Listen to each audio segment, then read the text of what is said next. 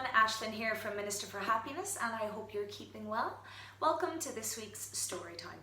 And as always, well done for giving yourself the time and space to listen to a story and to learn a little life lesson that you can take into the week ahead and into your life. As always, I ask that you like and share this because you never know who else might need to hear this story to inspire their life. And please subscribe to my YouTube channel if you haven't already. So this week's story is one that I came across a long time ago, so it's an old one that I've rehashed. So I hope you enjoy it and the lesson that's in it. And it's called The Monk's Journey. A senior monk and a junior monk were travelling together. At one point they came to a river with a strong current. As the monks were preparing to cross the river, they saw a very young, beautiful woman attempting to cross also. The young woman asked if they could help her across to the other side. The two monks glanced at one another. Because they had taken vows of silence not to speak and never touch a woman, this was an awkward situation. Then, without a word, the older monk picked up the woman, carried her across the river, placed her gently on the other side and carried on his journey. The younger monk couldn't believe what had just happened. After rejoining his companion, he was speechless. And an hour passed without a word between them, except for tutting and huffing from the younger monk.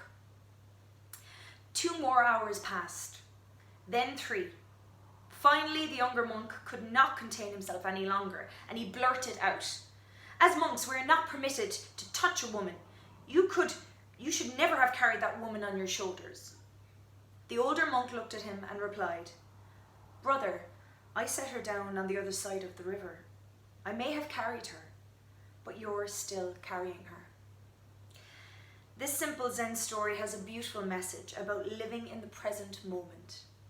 How often do we carry around past hurts, holding on to resentments, when the only person we really are hurting are ourselves? And it's probably the one thing that separates us from the animal kingdom. As humans, we have developed the prefrontal cortex, which is the crowning achievement of humanity. But it's also one of the reasons that we have this ability to attach memory and emotion to situations that are not happening any longer. So we reflect on things and they bring those emotions up and make us angry or sad. So we have a habit of bringing things up or carrying things that are doing us no good. So I hope you learn from the older monk the lesson that he was trying to impart to the younger monk. That it's one thing that something happens, whether it's bad, good or indifferent, but the part that sometimes is useless is the carrying of that thing. So in the week ahead, and for the rest of your life hopefully, just remember this. When you have a disagreement with someone or an argument or something happens that's not nice, it's not the thing that happens, the unpleasantness of it, that's the problem. It's our ability to carry it. Sometimes we're just better off dropping it. I once heard Wayne Dyer say this actually, that a snake bite never killed anybody, ever. But it's the venom that courses through your veins that kills you. So it's the same idea. So I hope you like this lesson this week and I hope you like this story. As always, like and share and subscribe to my YouTube channel. And until next Sunday, have a super weekend and stay healthy and happy. Bye guys.